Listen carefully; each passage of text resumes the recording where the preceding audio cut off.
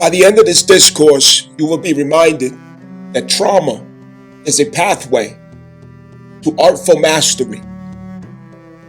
The bruises, the calluses, the disappointment, the pains, all of it, a route to artful mastery.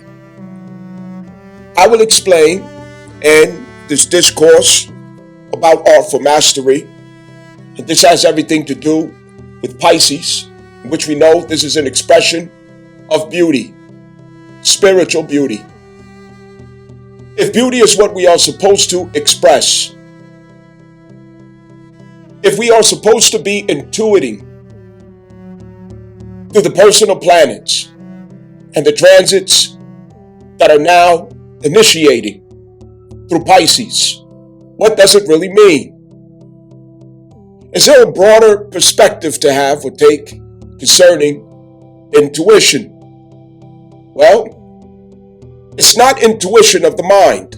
It's intuition of the body, the nervous system, the psyche. You weren't suffering or passing through challenges for nothing. There's value in it, there's meaning in it, and there's also means to identify your purpose in it.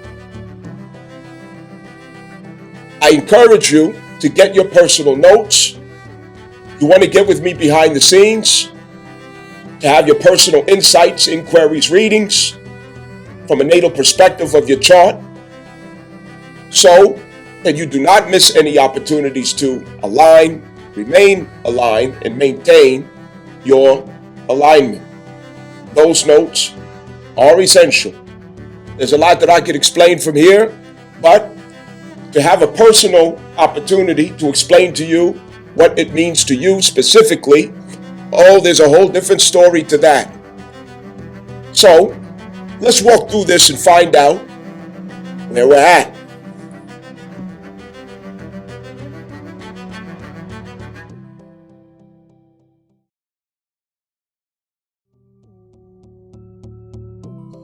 With all that I'm about to explain, I want you to consider your 12th house, and that your 12th house is now at a point of victory.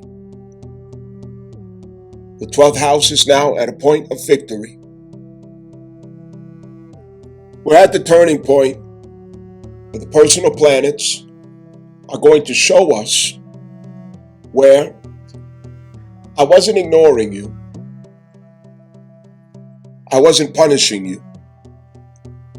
I did not forget you. You were not neglected.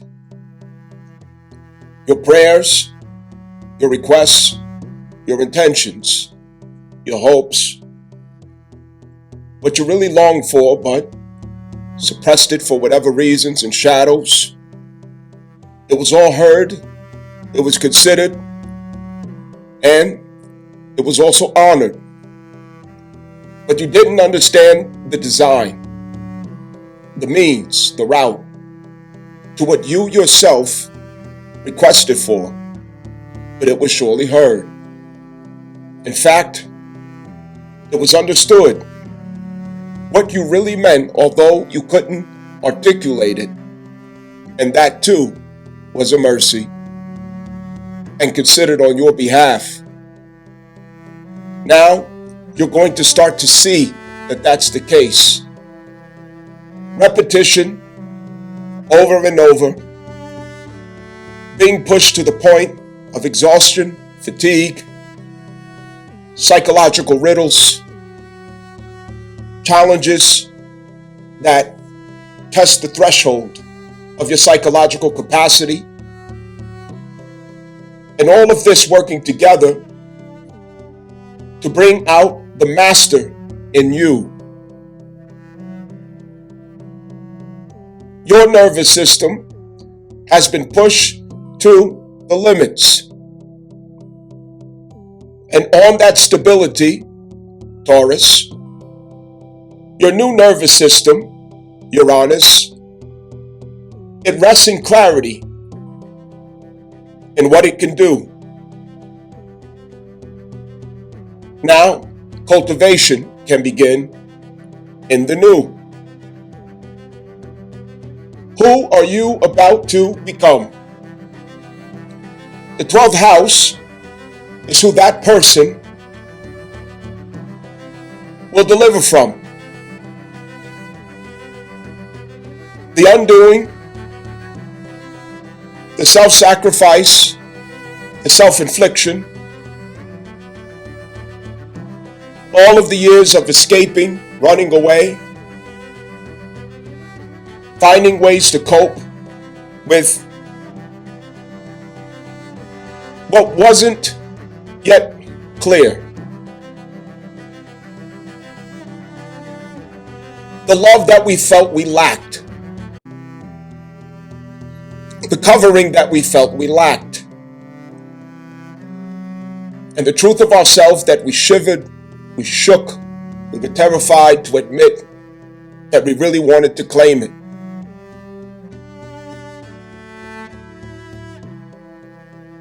Now, it becomes universal love. It becomes a power of compassion, a conviction, and empathy. A very personal mission that you will show up to with mastery. Intuition is the call of the day. No longer is this about the intellect, books,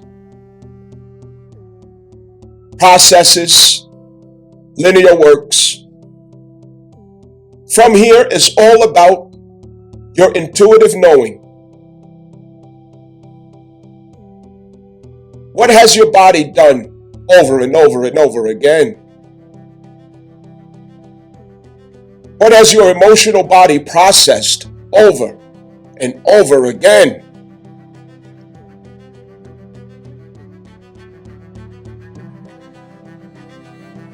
What has your psychological constitution endured and processed over and over and over again?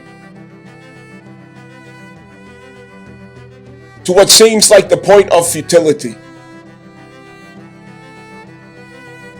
That is where your intuitive mastery, where it comes from. Wax on, wax off, Daniel son. Huh? But it's not until the fight that you realize your master really did hear you. He wasn't ignoring you. He wasn't just pushing you off. It began the moment you asked, but you couldn't see it. Well, let's consider some things. Listen. We're now in a time of deep reflection as the timeline anticipates extreme acceleration.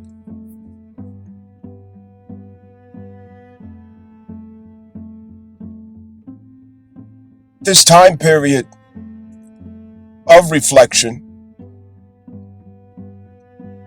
will be hosted by the personal planet Stelliums transiting Pisces in 12th house. Pallas Athena initiating this. Venus and Mercury following behind Pallas Athena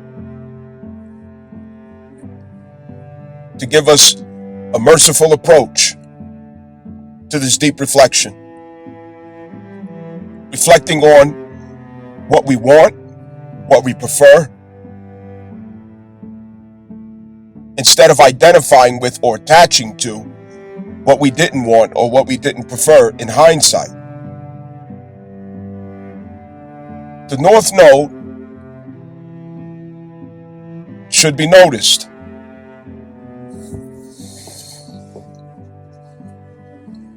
What the North Node does in its timeline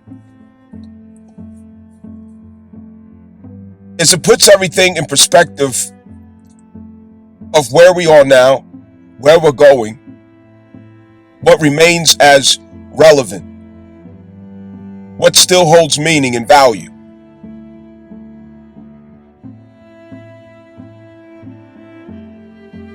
What about this reflection intuitively that's helping us to explain what may be ahead? Or meaning that we can find in hindsight that explains the current circumstance, where we stand. And that, of course, in the Pisces themes, according to your natal birth chart, you would have to refer to the house hosting Pisces in your natal chart for that specific context.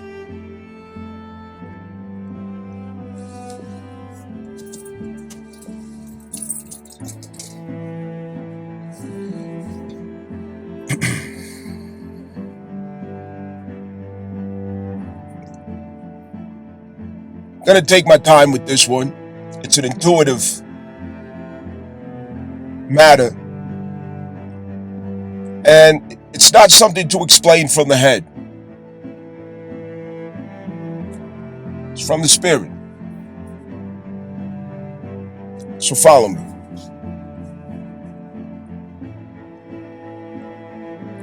Pallas Athena, it's like the coach that goes over the plays, the videotape, the footage of the fight or the sparring match that you had, the football game the other night,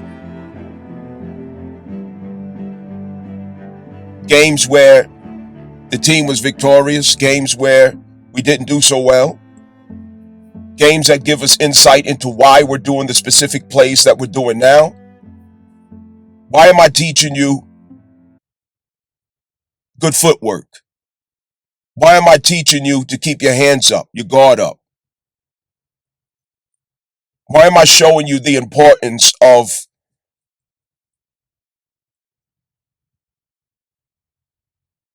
cardio superiority? Why do you need to jump rope all the time?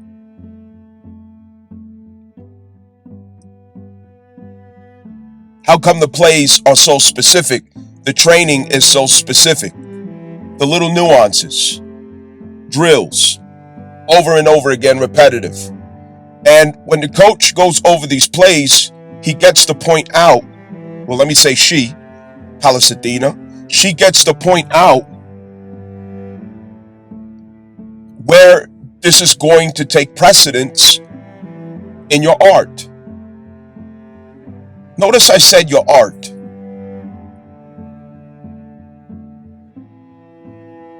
Aquarius is what brings something from work to art. Art is a superior expression to work. Work is at Capricorn. That is the systematic process, okay, which begins with Virgo. But in making it systemic, it is a process that fulfills a contract, a work contract, okay? The infrastructure of a work process. That's Capricorn. Aquarius is when we expand the nervous system. We expand the directions of which work process can have range, opportunity, reach, expansion, acceleration, collaborations.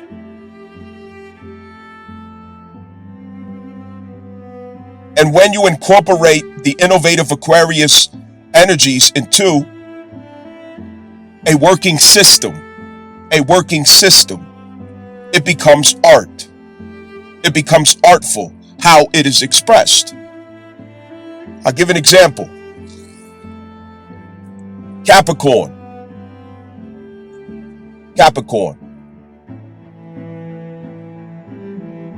In a boxing gym, you have a system. Over here, you have everybody doing push-ups, sit-ups, jumping jacks, jump rope, Over here you have, people jogging around the gym. Over there you have a couple of drills isolated with different coaches. Speed bag, heavy bag. And over there you have, going through numbers, the 1, 2, 3s, footwork. And over here you have a group who's sparring. All right? And then in the back, the coach is going over, the tape of previous fights to show how it all comes together.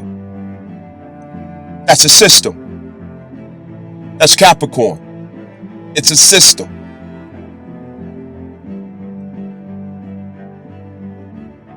Virgo is the essence of it as a working form, a working expression.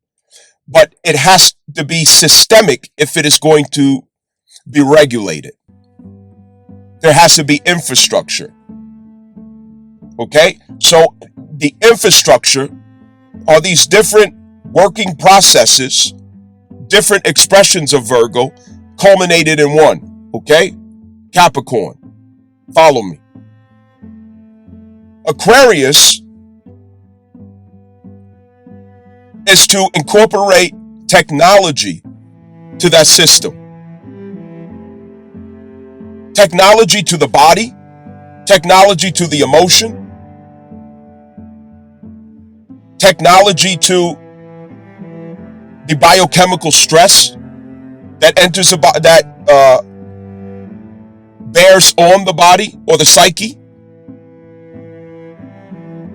All of these different technologies that allows opportunity of innovation. And that is to home in on specific details that pose limitations. What are the details that pose limitations? Those limitations that Mars cycles through Capricorn. And to get beyond those limitations, we have to go through Aquarius and Uranus to step outside of the patterns of Mars and Capricorn, anticipating diverse opportunity, diverse events, unanticipated circumstances.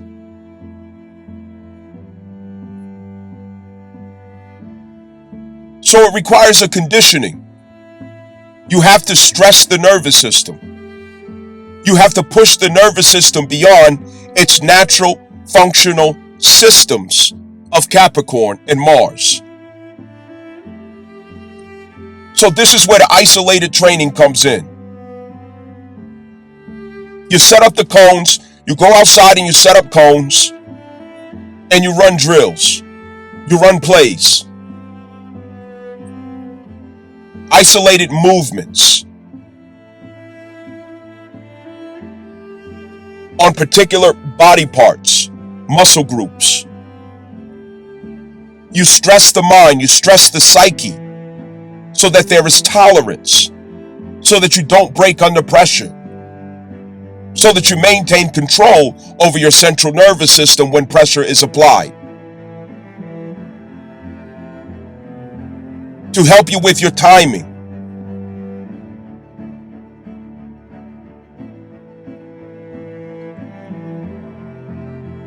Can you perform if you're always winded? Can you perform if you get hit a couple times and you can't think?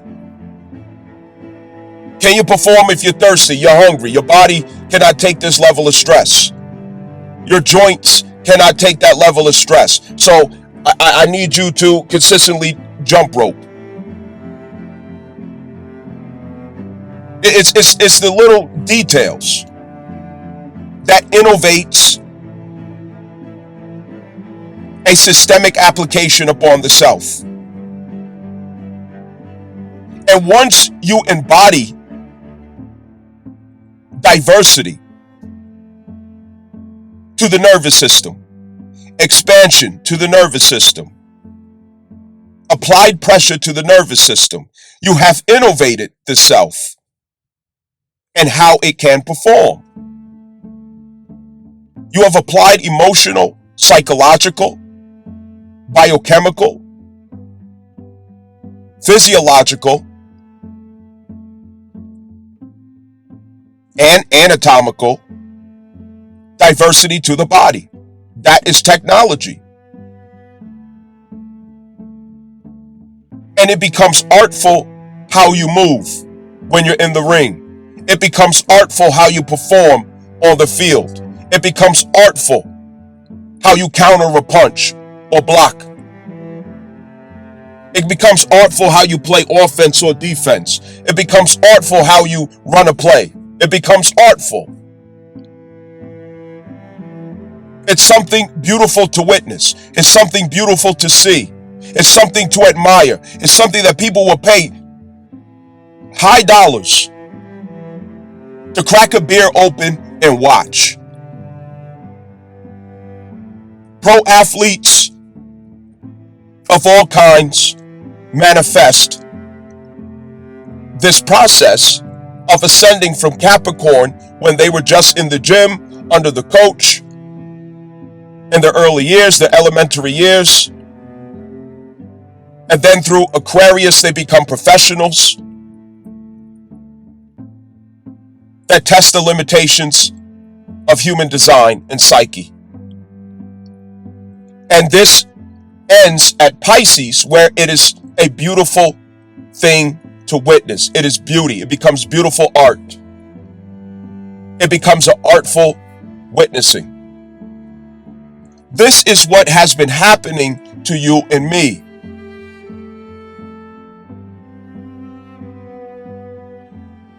Pressure has been applied to specific muscle groups of your body. Pressure has been applied to your psyche according to your destiny. Constant repetition of moves and plays that you're going to have confidence behind, certainty behind. All doubts must be removed. And there has to be repetition to get there, Capricorn. Repetition, over and over and over and over again. When you're training for perfection, when you're training to be a pro athlete, and you can translate that as masters, because this is the time of masters. Aquarius, Pluto, mastery. We all are learning mastery.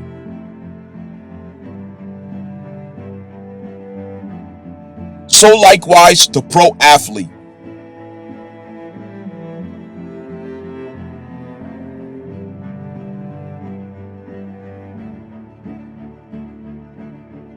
So Pallas Athena is taking this work of art of you and helping you to realize that you have become a work of art. Venus especially will help you to realize that, will help you to see you have become a work of art. Have you ever seen a ballerina's feet? I know personally, when I was in elementary school and through middle school, there was this, it was my first little girlfriend, you know what I mean?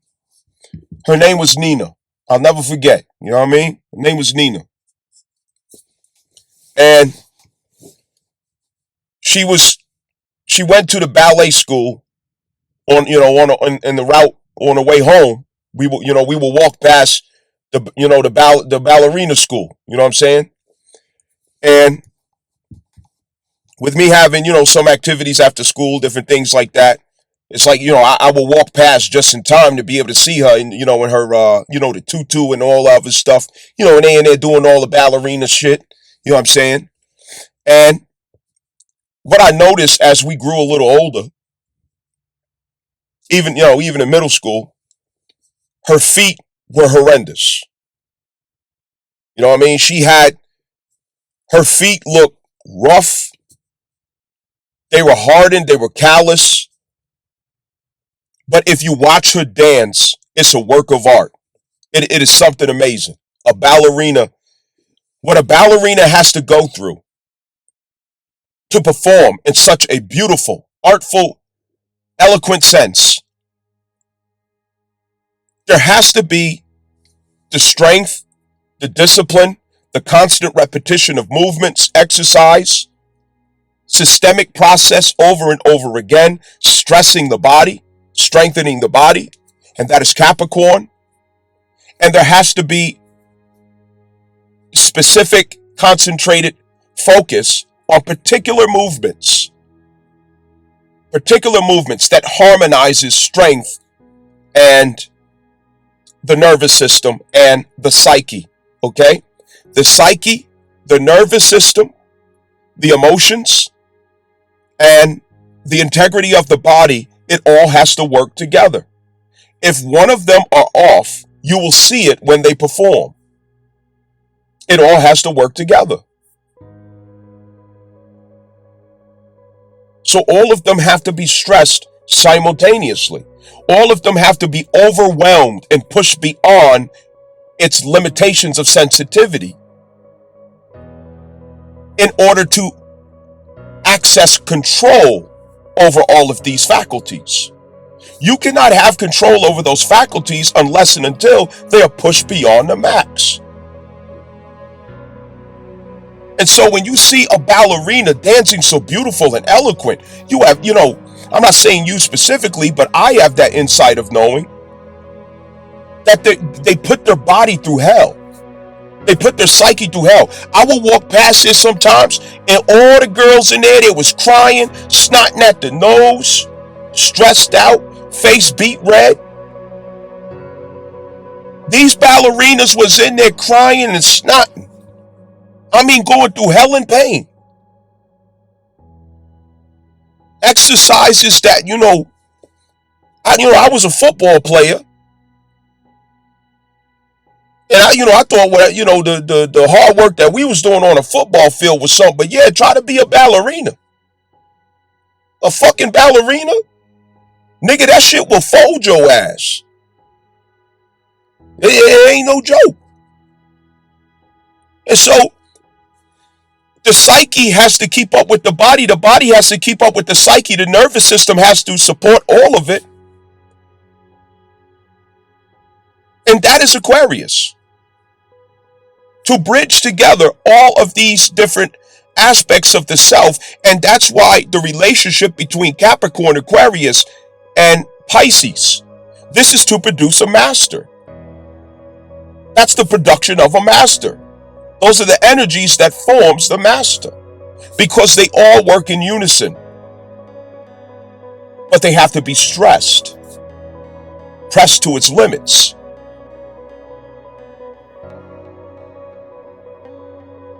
If you look behind you, this is certainly what you've been going through.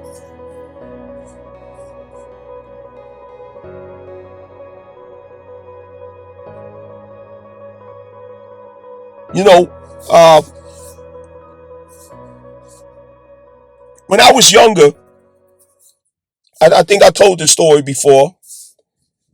I seen a lot of violence. There was a lot of fights at school and getting expelled from school. Around the neighborhood, I ran with a crew, where, there was a lot of that knucklehead activity and thugging going on. A lot of violence and different things, of that nature. Shootouts, grow up later. It was in my mid-20s. I became a bouncer of a club, and there was, a whole lot of that. I actually enjoyed it though, at that time. And I realized I became desensitized. And when you have so many experiences like that, to where your nervous system is pushed to the max, where you're constantly going through trauma, violence, danger, suspense, over and over and over and over and over again, nothing can excite you anymore. It does something to your psyche, it does something to your body, to where you may not realize until you step outside of yourself that you have the ability to remain calm in the worst of situations. You can find calm in the most threatening environments and situations because of what you've been through. You become a very calm person because your nervous system is so pushed to the max. You find peace in the middle of chaos. In the middle of war, you could take a nap.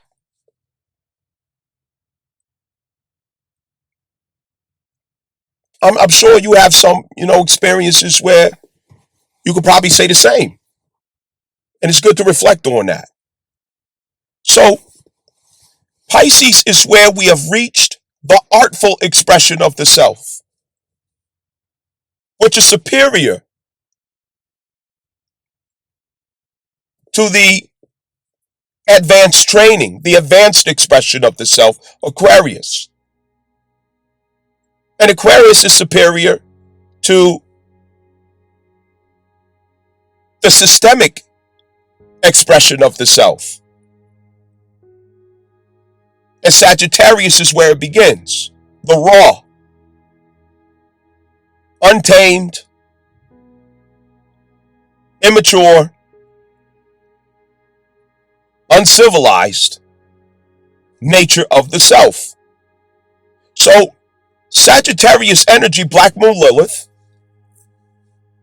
is sending that firebird of that raw expression that has not yet been subject to Capricorn, then to Aquarius, then becoming an artful master at Pisces.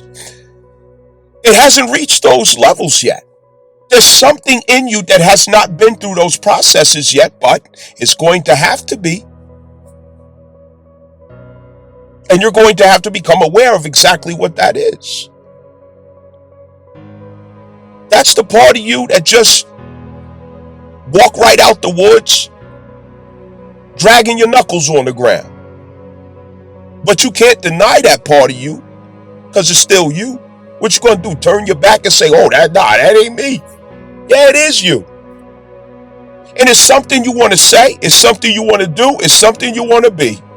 And you can't deny it anymore because Black Moon Lilith is not going to let you.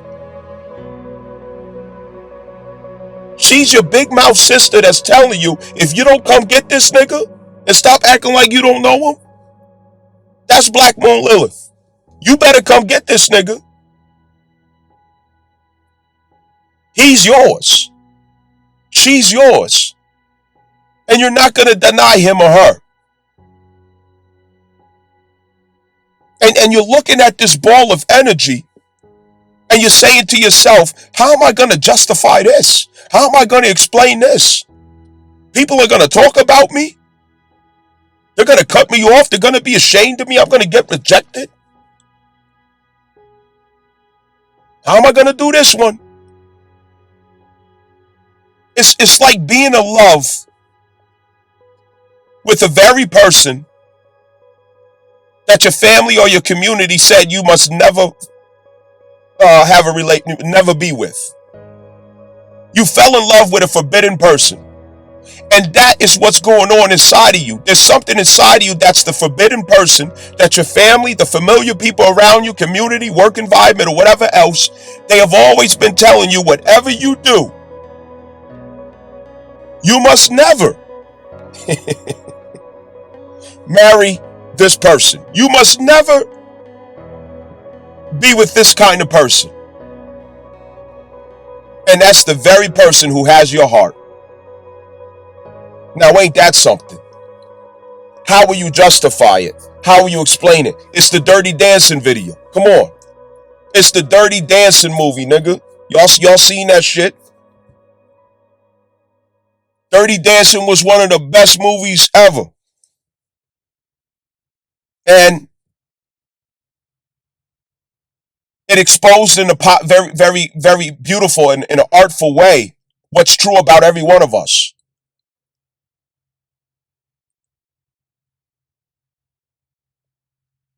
She was a good girl who fell in love with, the bad guy.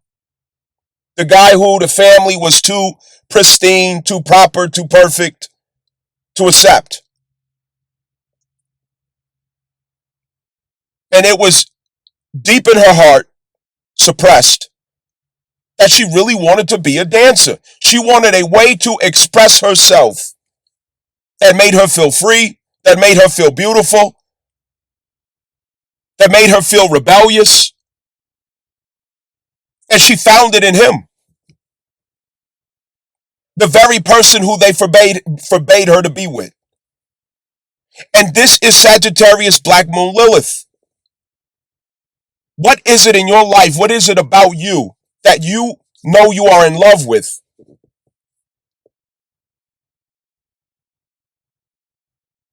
That you have to express, even though it is the very thing that nobody will approve of you doing or being.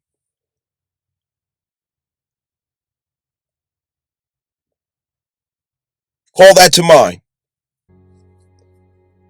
So, moving around here. So Pallas Athena is the head, this is more like the head coach. Pallas Athena at Pisces is a big deal because this is the pro athlete coach. You know what I mean? It's not the high school coach would be more of Capricorn. The college coach would be more of Aquarius. All right? The pro athlete coach, that would be more of Pisces. Okay? That's different. That's the pro athlete coach. Because at this point, you have already incorporated Capricorn into the self. You've already incorporated Aquarius into the self. Your body and your nervous system. The psyche, that was taken care of through Scorpio. And the psyche also incorporates into the programming of the nervous system in that Pluto is at Aquarius, okay? So the psyche and the nervous system are becoming one. Understand that?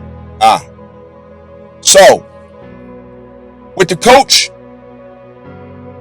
being a pro athlete coach, it's time for you to go over plays that the pro athlete coach wants you to consider. All right? So when you're looking at the tape with the high school coach, Capricorn, his emphasis is not going to be on such advanced plays. It's going to be at the capacity, of, high school kids or whatever else, right? And then college, the same thing, okay? But when you're a pro athlete, that means you already came here knowing how to do it. I should be able to expect you to do whatever the fuck I tell you to do on that field. You got the body for it. You got the emotional capacity for it. You have the nervous system for it. There's nothing that you shouldn't be able to do, especially with us paying you all this goddamn money. I'm paying you a shit ton of money to do what the fuck I tell you to do.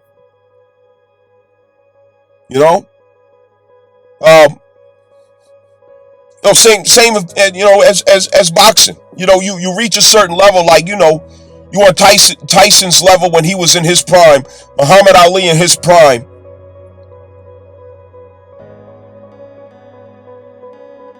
You're not speaking or reflecting on elementary things. You shouldn't have to go back into discussions of the basics. It's a much higher level discussion now because you are a professional. So at the professional level, Pisces, everything is intuitive. Okay, now we're getting somewhere. This is a time right now where you light your cigar. This is a time where the shit should start making fucking sense. Okay? Why is the context of everything in Pisces about intuition? Okay? Mercury submits to intuitive analytics when it goes into Pisces. Pallas Athena is considering intuitive strategies. Everything is intuitive, okay?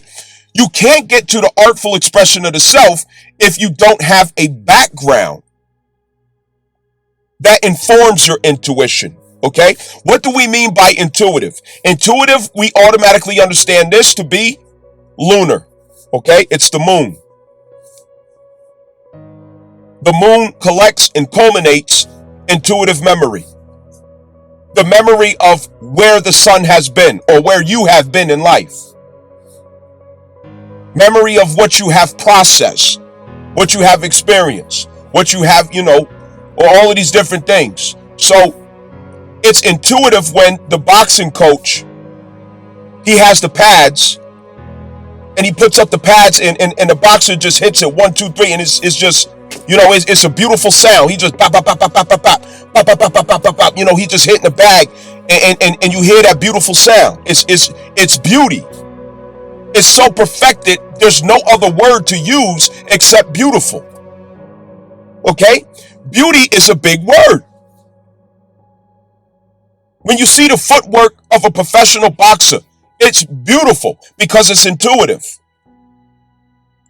When you see a professional football player run a play, it's beautiful because it's intuitive. What is intuitive is beautiful.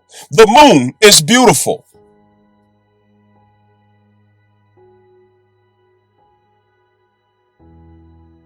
This is the real definition of beauty.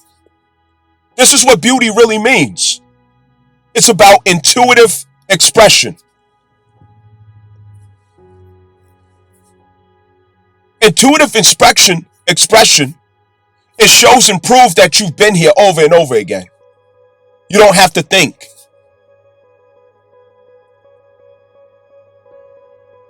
You don't have to think. It doesn't come from thinking. It's intuition. It's when the body knows. It's when the body remembers that it's been in this situation. The body remembers what to do when you're in this situation. The body knows what to do. You got somebody that can dance really good. Intuition makes them dance good. If you have to think of every step and move, you can't flow, Pisces. You can't be eloquent, Pisces. You can't blend together the seams, the rifts, the edges, and smooth them out, Pisces. You cannot express beauty, Pisces, only when it is intuitive. So Pallas Athena is there to tell you what to do with your intuition, with your intuitive instincts, your intuitive programming of the body.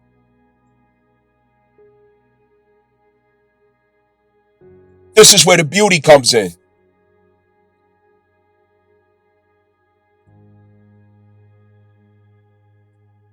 Intuition is all about what the body remembers, what the central nervous system remembers, what the psyche remembers,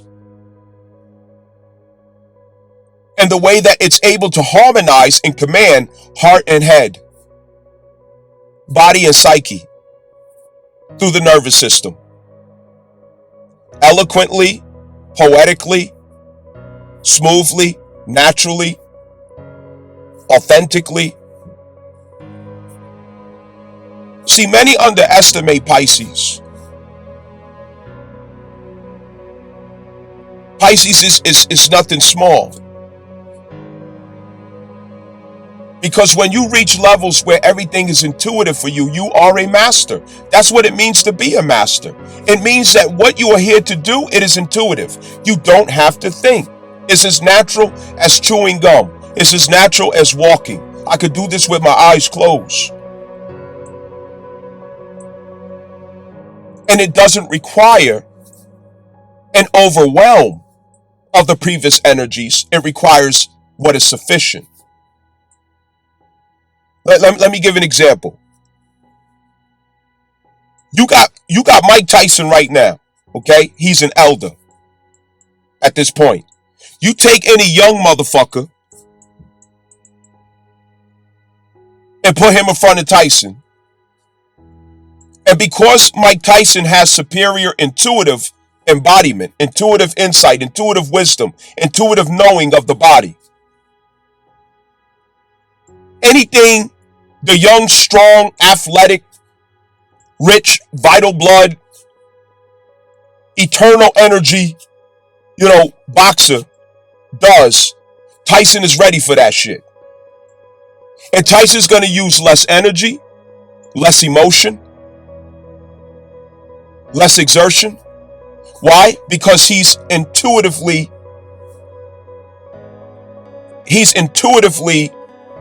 evolved to manage any situation in boxing. So while the youngster is breathing hard, he's going to be old, less exercised. But because of intuition, he has the superior advantage.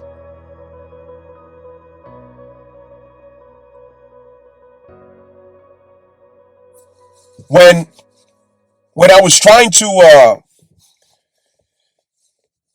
a few decades ago, when I was learning Arabic and the Holy Quran, there were many verses or ayat, surahs that I wanted to memorize. And I would always have to, keep the book close by so I could reference whenever scholars were having different discussions, conversations and things of that nature. But over the years, as you read and you recite and you memorize and you commit to memory and, and all of these other things, it becomes natural for you. It just flows. It's not something you have to think about. Now, what happens when you get to a place where you no longer have to search for it? You no longer have to look it up. You no longer have to flip pages and go and find it. It's intuitive. What does that mean? It means it's in the heart. Fi al-qalbi. It's in the heart. When it's in the heart, clairvoyance, intuition, wisdom, it becomes one. And what is that? It is mastery. The spirit then tells you what to do with that information, what to do with that knowing. And when the spirit does that, it's clairvoyant. You and source are one at that point. The heart is in command at that point, not the head. I can have a conversation with somebody, or I could be doing a reading, for someone behind the scenes. And whatever I need to come up intuitively, it's going to come to me instantly because I've been doing this for so long. I don't have to research. I don't have to go look something up because I spent a lifetime doing this. Since 14 years old.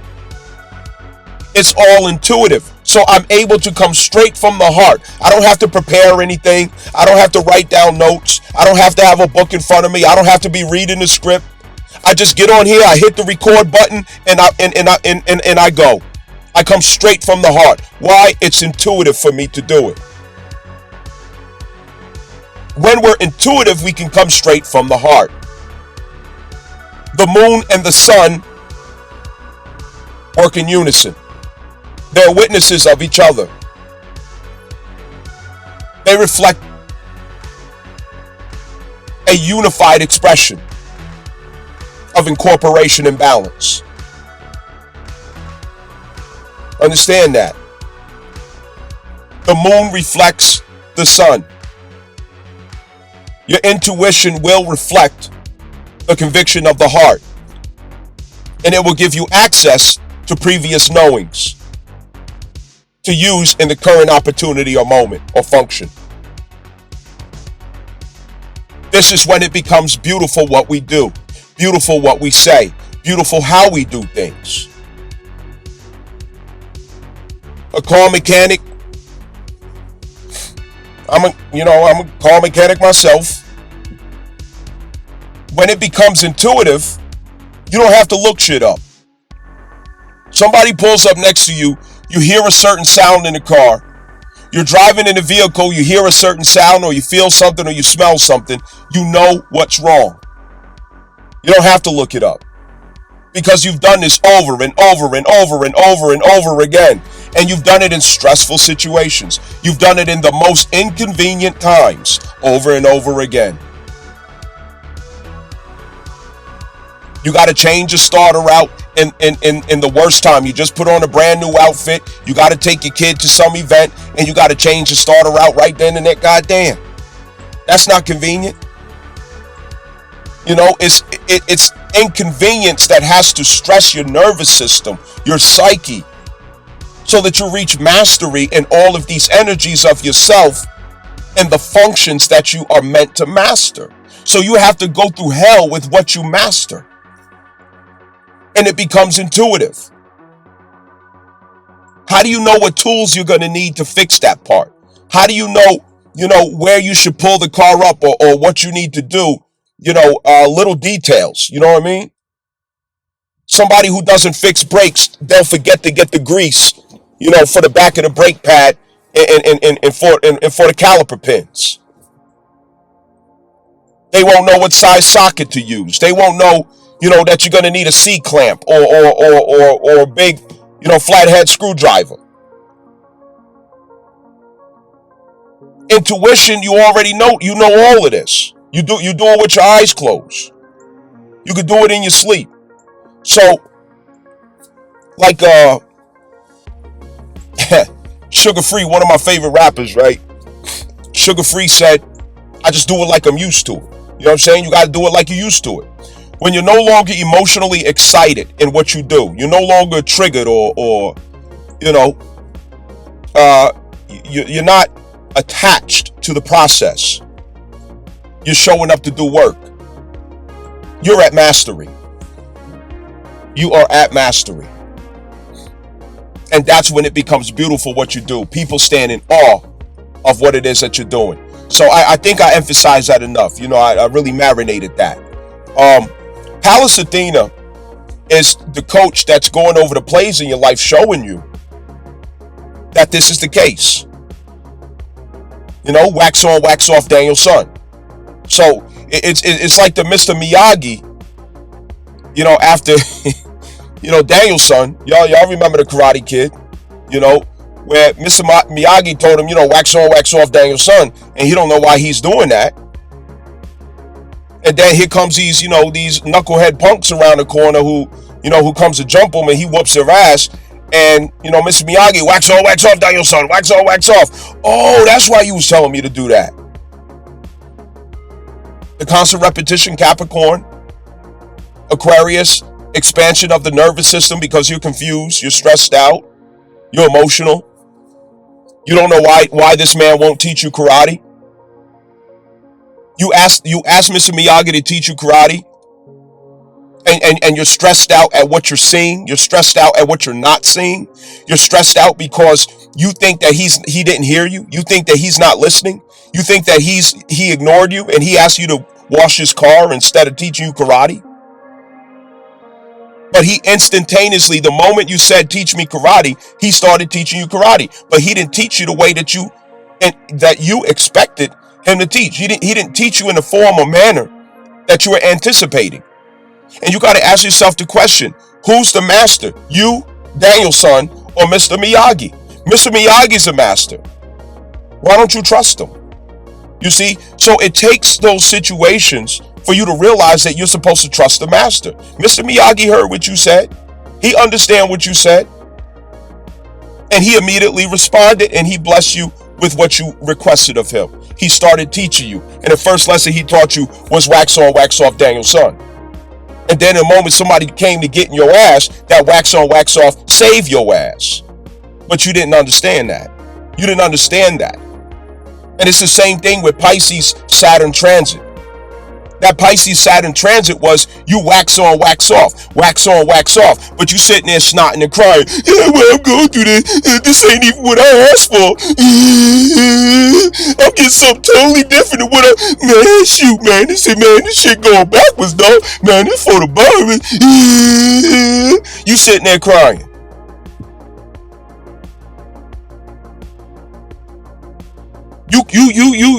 You crying like a bitch. Not knowing that you were in training the moment that you requested it. The instant that you asked for it, it applied to you.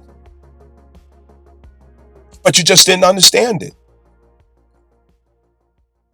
And Mr. Miyagi comes in calmly Wax on, wax off, Daniel-san. Oh, okay. Oh, I see. Okay. Now you see why. Now you see why.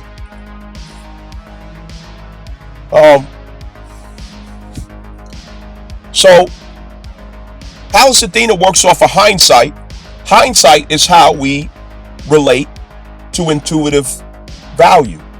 It's a hindsight, okay? Because intuitive value obviously goes with the moon. Now, Pallas Athena, Jupiter, Mars, the moon, okay? Jupiter, Mars, moon. What these three planets have done, what they have been through, what they have experienced, what they have processed, what they have suffered, what they have overcome, that culminates intuitive memory as understanding and relation to patterns. Patterns, okay? This is where the body understands patterns and the mind understands patterns. This is where the heart aligns with patterns and where the mind, the head, aligns with patterns through Pallas Athena. And Pallas Athena through Pisces is showing you the patterns, the intuitive memory and the intuitive value. Specifically, intuitive value will be realized through Venus, okay? But the intuitive patterns are going to be understood and clarified as Pallas Athena passes through Pisces, showing you where a master has been teaching you all along and you didn't know it. Mr. Miyagi has been there all along and you never realized it. You were learning that which you were crying and hoping and praying for you to learn, but you didn't realize it. You've been learning it all along. You've been getting prepared and conditioned for your mission all along, but it wasn't in the way that you thought or expected.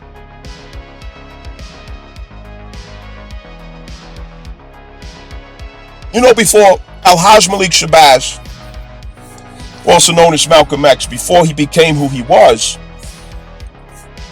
you know, he was a drug dealer. He was a neighborhood thief. He was a pimp. He was a gambler. He was a womanizer. Yeah, all of these things. That was part of the training and conditioning that made him who he was. How can you relate to the people? How can you understand the needs of the people, the sensitivities of the people? How can you understand the shadows of the people? How can you know the true nature of the people? How can you be authentic if you haven't been through the underworld of Scorpio? How can you reach the true person inside of every person if you haven't been processed through the underworld of Scorpio? That's what made Malcolm X authentic. That's what made him relatable. That's what made him real. That's what made his speech, his delivery, his conviction, something that every person high and low can feel. Malcolm X wasn't snobbish. He wasn't some airhead. He wasn't somebody who just came and read some shit and then just started talking. No, Scorpio gave him the essence of that wisdom that he possessed. The underworld. And its raw power. So likewise it is with you. So likewise it is with me. It may seem counterintuitive, but Pallas Athena clarifies that the intuitive process that you have been through, it has conditioned your body, your nervous system, and your psyche to approach your mission with mastery. Mastery. Without flinching. Without running away.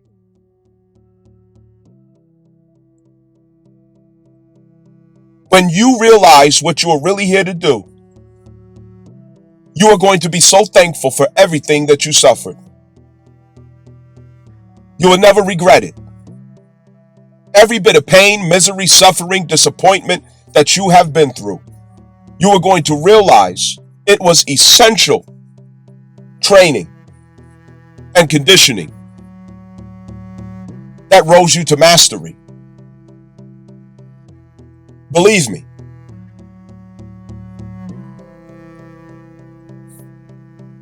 Mercury is going to submit to intuitive collection of data. Mercury is there to collect data. Mercury is there to make data accessible from the spirit, from the emotion, from the depth of the psyche, from the subconscious. It's about data. This is not cognitive data, but it's to make recognizable intuitive data. Listen to me. It's to make recognizable. Cognition is to make recognizable the intuitive data of that which you have processed through emotionally.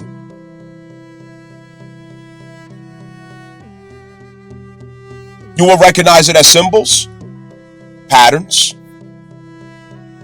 You will recognize it as sensitivities that shows you where you are with your power, your authority, your purpose, your convictions, your beliefs. And many things will be clarified to you because you now will recover intuitive information that you are able to articulate within the spirit, that you can clarify and express within the spirit. And it makes you realize what is accessible to you. And basically what this looks like with Mercury is you're having a conversation with someone and you say something that you didn't realize you knew. You explain something you didn't realize you understood. You did all that training in the boxing gym, right? And you didn't realize what some of that training was for. And the situation comes up, you get a little scuffle or whatever, in the street, somebody want to throw hands and shit. And your instincts are so sharp. The intuitive memory of your body is so aligned, conditioned. It's like you saw every movement before they landed. And you were spot on. And it blew your mind that you have reached such a level. It blew your mind that you noted things that you didn't realize you know. It's like recitation of a song, or as I mentioned earlier, the Holy Quran. We were in the habit of memorizing every chapter of the Quran. I only memorized 12 chapters. Okay? But there's little kids who memorize 114 chapters. I memorized personally 12 chapters. But sometimes you gotta hear it to recall it. You see what I'm saying? You gotta hear it to recall it. Like if I start singing a song, like an old school song, for example, check this out. Whoa, there she goes. Whoa, there she goes. See, automatically you know to say, she's a man eater. You know what I'm saying? So it's intuitive. You finish the song. Oh, there she goes. Look out, boy, she'll eat you up. You know what I'm saying? So you already know the rest of the song. It's intuitive. So this is the same with what you have been through, what you have suffered, what you have experienced, what you have learned. Mercury is bringing it to the surface to make you aware of some of the things that you have learned. And that turns into a realization of intellectual property that is at your disposal. Understand that. And that is a value. Now, this could also go with you as a healer, okay? You could be having a conversation with somebody and somebody is, saying, hey, I went through this terrible breakup. I went through this terrible crisis financially. I found myself in this type of situation and, it's really scaring me. And you're having a conversation with this person and you really want to comfort them. And out of your spirit intuitively come certain words and explanations that you didn't even realize you understood. But it's being pulled from your own intuitive knowing of past lives that you suffered. And Mercury is making it known to you that this is what you now understand and this is what you now have embodied. But it comes through those means, those communicative means. And what this really is in layman's language, it's often called the Holy Spirit, the conviction of the Holy Spirit. You know what I'm saying? Like when you have the conviction of the Holy Spirit, The Holy Spirit is the counselor, the teacher that comes at the time that you need him, her. And I say her because the Holy Spirit is really a her. You know what I'm saying? And so this is Pallas Athena, the Holy Spirit, in that sense. You know, there's also the context of Ashoshi to Ogun. Okay, so there's different contexts here. So don't summarize and place limitation. Now, Venus. When it comes to Venus, you're intuiting value that is with you based on what you went through. Okay, so every planet, the personal planets is passing through Pisces is showing you the value, the gifts, the powers, the forces, the opportunities that are now with you because you've reached mastery. This is the universe showing you you've reached mastery. And every planet is doing their own demonstration of showing this to you and revealing it to you. I call these planets personally my Orishas, forces of nature. Each Orisha has a personal relationship with you, and they have a personal opportunity to reveal to you what powers of theirs they have given to you of mastery, because of what you have allowed yourself to process during the Pisces-Saturn transit. Saturn releases these blessings to you when he finishes that territory. So this is a release of the gifts and blessings that Saturn now trusts you with, because Saturn gave you authority to handle it, the strength to handle it, the maturity to handle it, the discipline to handle it, the accountability to manage it. Understand that. This is the same in relationships. Intuitively, because through Venus, we're going to realize that intuitively there's things we understand about relationships that in the past we didn't. And it serves as empowerment. It shows us that relationships can be a beautiful experience when we come together as masters. It shows us that our relationships can be the Trojan horse of revolution and great victories, because masters have now come together. Masters now have connected, overcoming the trials of attachment.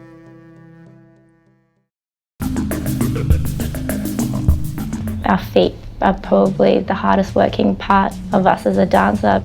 They have to not only support us, but they also have to be articulate and they have to be expressive. Some people think it's all about line. Really, really mobile feet look really great, but often they're really difficult to maintain. Ballet dancers will like to have that beautiful curve of the arch and the instep. And if you don't have that, it can kind of be a mental game of finding angles and lines that look like you have that, even though you don't. It's like yin and yang. You have an incredibly arched foot, which is aesthetically pleasing for ballet. You really need to make sure you have strength and the control.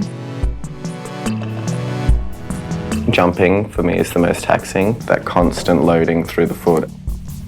Although they're quite strong, they do require a lot of work. I like to start off with the intrinsic muscles. They're basically key for landing and takeoff. And whenever you're pointing your foot, you're using your intrinsics.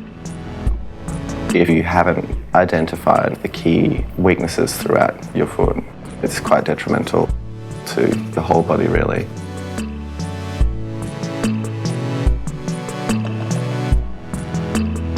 When you're working on strengthening these muscles, it can feel like you're doing very little, but the concentration that is going into isolating one muscle and tell all the others to relax, it's like a tongue twister for your body. I'd say you'd spend at least an hour or two a week just focusing on feet. It doesn't sound like a lot, but imagine just an hour of staring and looking at your feet. Yeah, it takes time.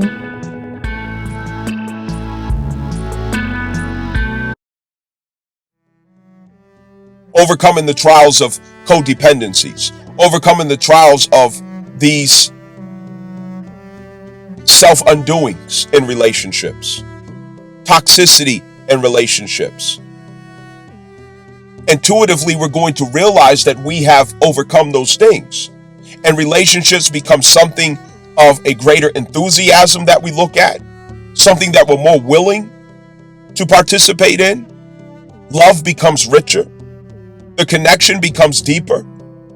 Trust is stronger. And these things can be realized for yourself when it comes to relationships.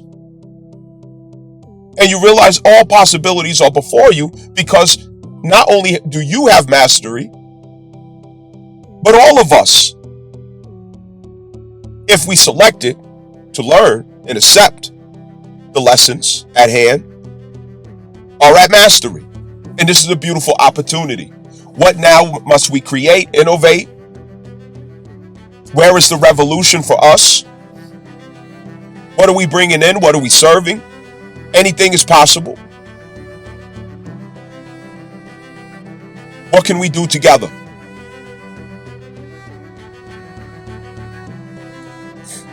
Last detail I want to go over. I made a recording last night, but the sounds didn't turn out right.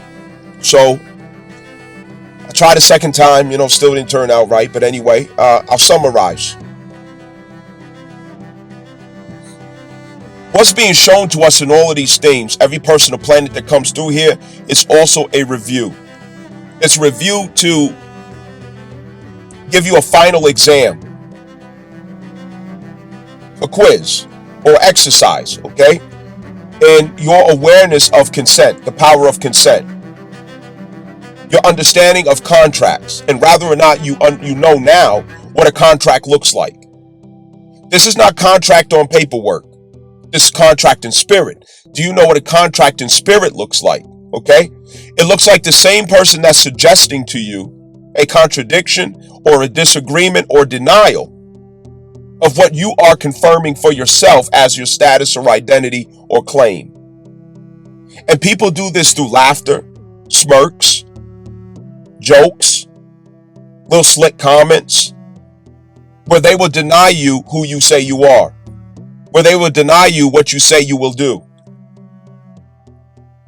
Well, they will attempt to insert doubt into your heart, where they will attempt to get you to accept a destiny that is not yours, where under threat and duress, they get you to sign the contract. The threat of, if you don't do this, I'm not going to love you. If you don't do this, I'm not going to be with you. I'm just going to leave. If you don't do this, I'm going to reject you. If you don't do this, I'm not going to be happy with you. And you're going to have to fight really hard to make me happy with you because you worship me.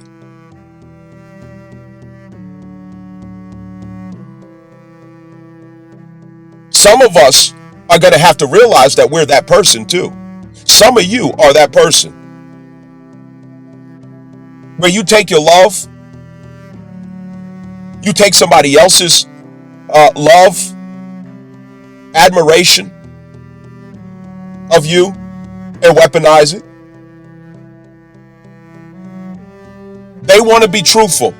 They want to be forthcoming about who they are, what they got going on. But because it's inconvenient for you,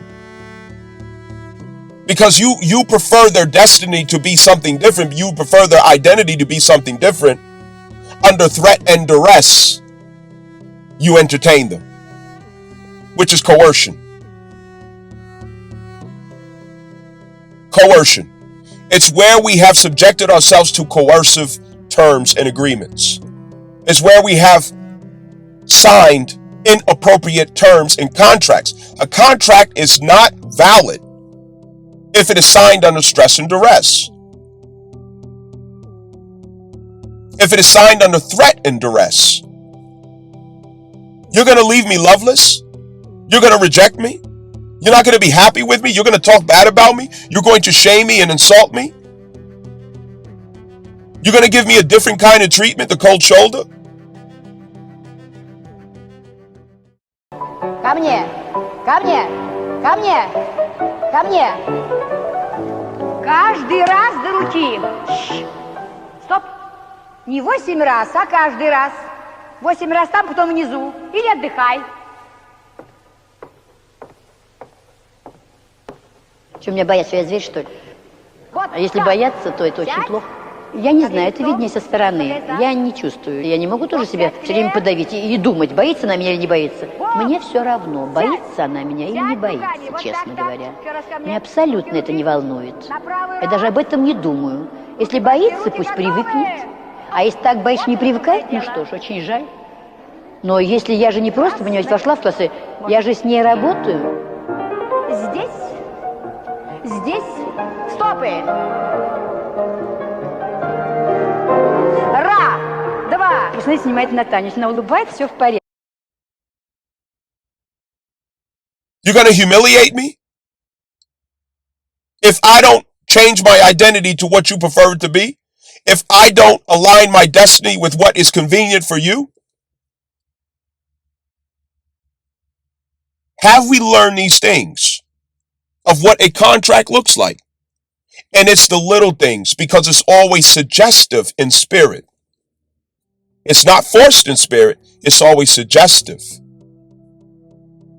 It's suggested to you that you're on the wrong path. It's suggested to you that you're not who you say you are.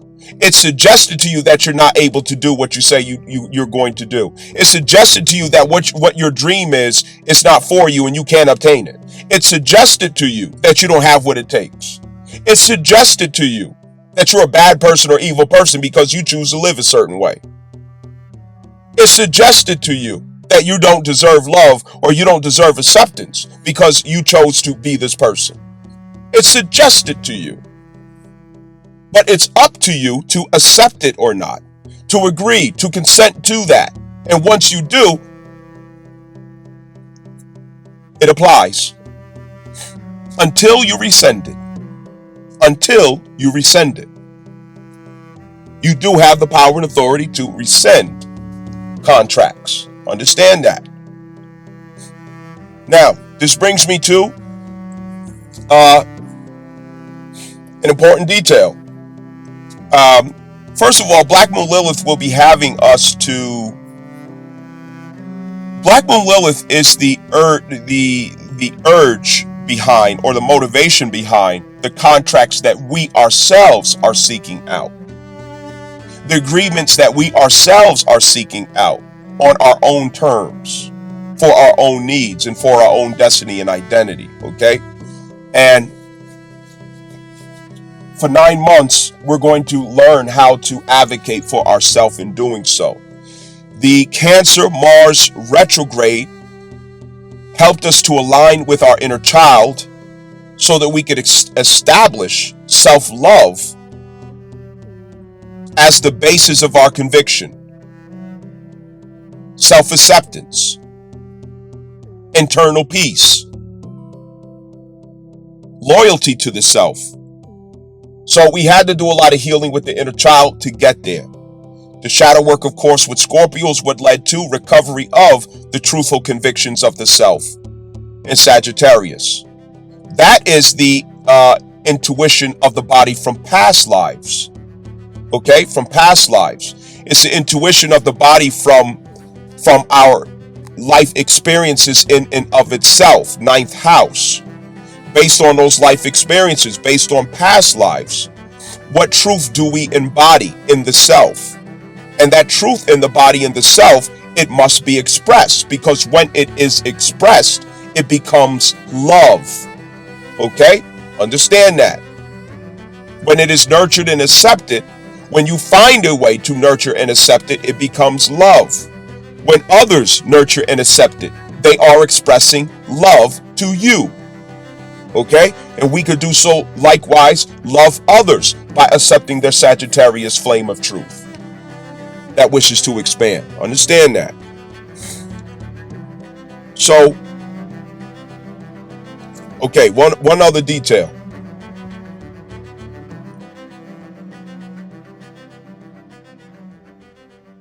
Many of you men have continued on this legacy of lies to yourself and others, and coercion to contracts that you sign under duress, pressure, and threat. You didn't want to lose the girl. You didn't want her to reject you. You didn't want her to threaten you by taking away her love, taking away access to herself, leaving you all by yourself miserable, crying alone and drinking. Okay? So you signed the dotted line and you claim that you are monogamous. You said you agree that she is the only one in life for you. She's the only girl. She's the only one that you will love, the only one you will be with, the only one that you need, yada, yada, yada, so on and so forth. That's what you said, nigga. And you said it over and over again. Your forefathers said it. Your daddy's daddy said it. And all y'all motherfuckers was lying. Every one of y'all niggas was lying. This is the time where we're coming to truth. Every man is not inclined to express himself outside of monogamy. He is a rare gem of a person whose authentic disposition is monogamous. We're getting beyond cosplaying. We're getting beyond performance. We're getting beyond acting, pretending, going through the motion to tiptoe around feelings, threats, rejection, and consequences. The truth is here now. Sagittarius, Black Moon, Lilith. This is the turning point. It's a turning point.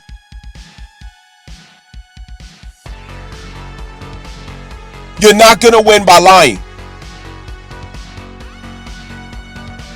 Very few men born in this world are monogamous. It never has been your nature and it never will be your nature. Can you do it? Yes, you can. And it would take considerable effort that no woman could ever appreciate. No woman can appreciate what it takes for you to be monogamous. It's like a life sentence where you have to imprison your nature in order to make her happy. That's not what we're doing anymore.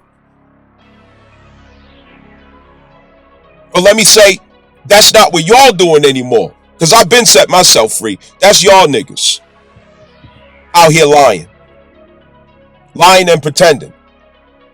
Signing bogus ass contracts.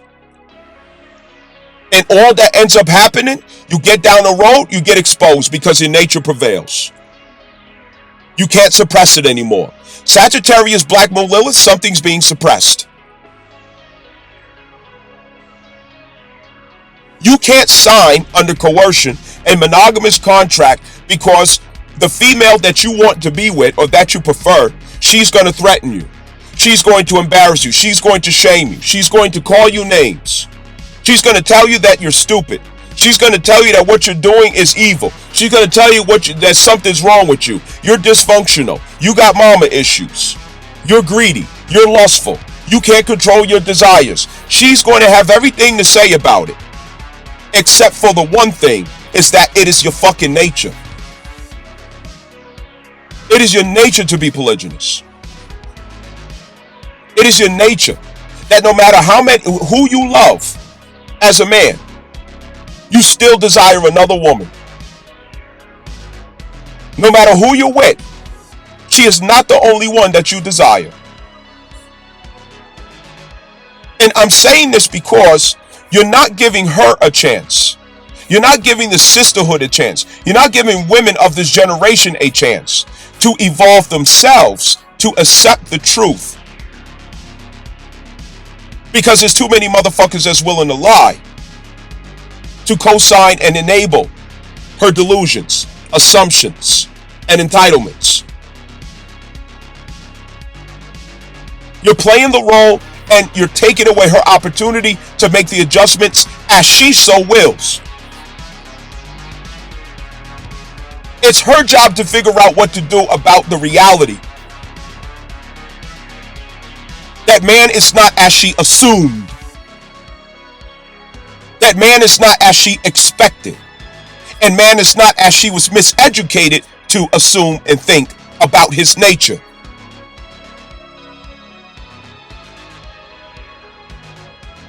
The more you lie, the more difficult you make this for those who are in your world.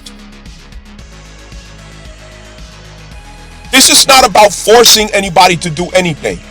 It's about you being truthful and allowing others to decide where they want to be in your life or not, based on your authentic presentation of yourself without hiding shit, without pretending. So there doesn't have to be surprises. She may not want to deal with that. Fine. But at least you're not lying to somebody, setting somebody up, only to drop them down and break their heart and devastate them later on because there were false expectations and ideals. You signed a contract that you had no intention of fulfilling. Or if you did have an intention of fulfilling, you were delusional in signing it because you contradicted your own nature, knowingly. And when the honeymoon is over, here you go, your nature is prevailing over your lie. It's prevailing over your fraudulent assumptions of yourself. Your delusions. The truth always comes to confront delusions, including you pretending because you want her to see you in a moral highlight. You want her to see you in a moral superiority. You want her to see you in a way that she praises you for, that she accepts you for, that she likes you for, that she prefers you for. So you become someone that you're not. You're lying. And you think that you're doing something by telling females, oh, I'm monogamous. Oh, I don't need that. Yeah, these guys, yeah, they doing too much. One woman is enough for me. That's all I need. You're fucking lying. Because in the beginning, you will win her heart. You will win her attention. You will get her to like you and love you and roses and flowers flying in the air and all this other stuff. But then you will become her worst enemy. When the truth of you comes out, you were cheating. You were talking to other girls. You were looking at other girls. The suppression inside of you that you're pushing down is causing you to resent her. And she don't know where the resentment is coming from. I'm going to tell the truth that I'm not going to be popular for. Many women love being lied to. That's just a fact. They prefer to lie. They prefer to you to tell them what they want to hear. They don't want to be waking up from the dream. They don't want to be waking up from the romantic ideal that they wish and hope to God that it will stay true. They don't want you to disturb them from their dream. But you can't help her to hurt herself. You can't help her to construct a house of delusion for her to die in, nigga. It's better for her. It's better for you to present the truth about yourself and your nature so that she could be free to choose what she is willing to deal with. That is better for you. Be free. Set yourself free. Stop fucking lying.